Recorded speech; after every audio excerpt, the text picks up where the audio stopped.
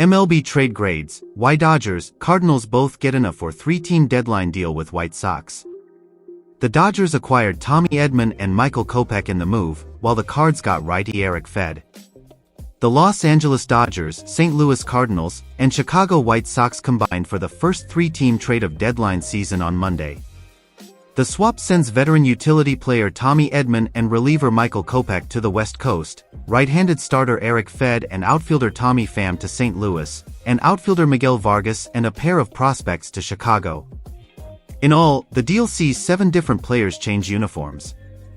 As is always the case, CBS Sports is spending the deadline providing instant analysis on all the biggest trades, and you can follow the latest moves and rumors here.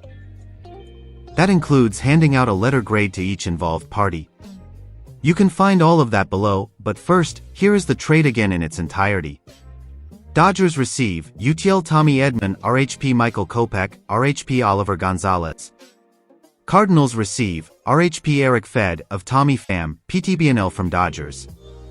White Sox receive of Miguel Vargas, 2B Gerald Perez, INF Alexander Albertus, PTBNL from Dodgers. Now onto the good stuff. Dodgers grade A. The Dodgers winning the National League West feels so inevitable that it's been easy to overlook what a mess their infield situation has become. With Freddie Freeman out with a family emergency and Mookie Betts, Max Muncy, and Miguel Rojas nursing injuries, the Dodgers have had to resort to staffing their infield with Cavan Biggio, Nick Ahmed, Kike Hernandez, and Gavin Lux. That's not what you'd expect from a venerable super team. Edman, 29, should improve the situation this year and next. He missed the entire season to date after undergoing wrist surgery last fall and has since had his return delayed by, among other things, wrist pain and a sprained ankle. When Hardy and Hale and Edman is getting close as he recently began a rehab assignment, Edman is a slightly below average hitter who gets by on contact and the occasional walk.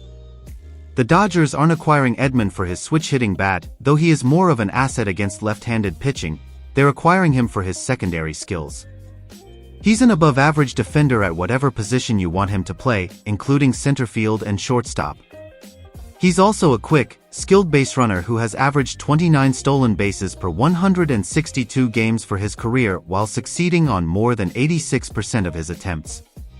Edman is, essentially, a player who amasses most of his value when he's not at the plate, but who is productive enough at the dish that there's never a threat he'll need to be benched. That makes him a nifty addition to a lineup that, though hardly short on star power, could use a little more length and a little more health heading into the stretch run. Kopech, 28, was an obvious Dodgers target. He's a 28-year-old with big-time stuff, including an upper 90s fastball and a cutter and slider, who has struggled with his command and the home run ball. No team in baseball is more likely than the Dodgers to help Kopech optimize his game, be it by tweaking a pitch grip or his usage patterns, and turn into a shutdown late-inning reliever. As an added bonus, he's under team control through next season. Cardinals grade A. The Cardinals burned through their share of financial resources over the winter to upgrade their rotation by signing Sonny Gray, Kyle Gibson, and Lance Lynn. Those moves have paid off, and now the Cardinals are again dipping into the market to land one last upgrade as they attempt to run down the Milwaukee Brewers in the National League Central. Fedde, 31, has been one of the most pleasant individual-level stories of the season. His return from South Korea has played out better than could have been reasonably expected. In 21 starts, he's amassed a 3.11 ERA, 133 ERA+, and a 3.18 strikeout-to-walk ratio. If you go off FanGraphs Wins Above Replacement model, Fedde has been roughly as productive as Corbin Burnes. Imagine predicting that to someone this time last year. Fedde also happens to be one of the most Cardinals-coded pitchers available. It's like they smashed Gibson and Lynn together then gave him Miles Mikolas' overseas epiphany backstory.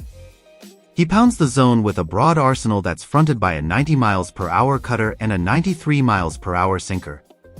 His best pitch is a sweeping slider that has held opponents to a .167 average and a 27.9% whiff rate. Might the Cardinals ask him to throw that pitch more often? We'll find out soon enough. Fedde is probably not going to continue to perform this well, but he ought to fall somewhere on the mid-rotation starter spectrum. Pham, 36, was assured a spot in a deadline trade from the moment he signed with the White Sox back in mid-April. He still minds the zone and can put a charge into the ball, though he's best when deployed specifically against lefties. That ought to be no problem for the Cardinals, who can use him in place of either Alec Burleson, Brendan Donovan, or Lars Nootbaar. If the Cardinals wanted to get really adventurous, they could even give him a little burn in center field. We just wouldn't advise as much. For the cherry on top, Fedde is locked in through next year at a modest $7.5 million, or a few million less than Edman's commitment. That's a nice piece of business for a team whose ownership group seems unwilling to give them money for a bigger addition. White Sox grade D. Give Chris Getz some credit. Yes, he's the architect of the most dreadful team MLB has seen in decades, but he nailed the Fedde signing. Did he do the same with the Fedde trade? We're not so sure about that. Vargas, 24, isn't far removed from being a top prospect. Originally a third baseman, he since ended up in left field after testing at second and first base for the Dodgers in 2022-23. Vargas has since had his best run in the majors, posting a 108 OPS plus over 30 games. He entered the season with a career mark of 74 over his first 99 games in the majors. The best offensive comparison here might be to new Cubs third baseman Isaac Paredes. Vargas has a feel for contact in the zone, and he pulls a lot of his fly balls despite posting meager exit velocity tallies. Indeed, both his average and 90th percentile exit velocities are below the league average mark.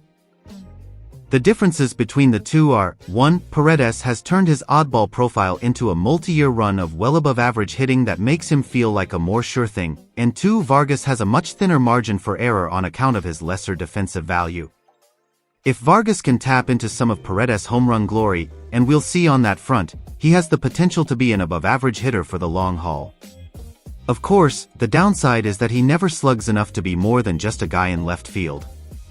For perspective, his current 108 WRC plus would be tied for 13th out of 22 qualifying left fielders. Albertus, 19, has hit .229/.317/.329 across 19 games in A-ball, his first exposure to life outside of the complex leagues. He's shown a feel for contact and the zone alike, but there's a real lack of present power in his game. Albertus has split action between shortstop and third base this season, with the latter seeming like his more likely long-term home. Teams generally like their third baseman to pack more of a wallop, suggesting Albertus may need to find more strength or more multi-positional value before he arrives to the majors. Perez, 19, has far more pop than Albertus. He's homered 21 times in his last 135 games dating back to last season. He's spent this year in A-ball, hitting .264/.380/.420 while being 2 years the junior of his average competition. As with Albertus, the Dodgers had Perez trying his hand at various infield positions, second base being his primary spot, likely because of a just-okay arm. Ultimately, how you feel about this return for the White Sox will come down to your confidence in Vargas making a leap and your expectations for what Fedde was bringing back. Perhaps we were too bullish on the latter, but we had our reasons, including this being a seller's market and Fedde being both productive and cheap. For whatever it's worth, 3 evaluators with rival teams we spoke to agreed that this package felt light. Maybe the White Sox see something, in Vargas, but also Albertus and Perez, that will allow them to get the last laugh.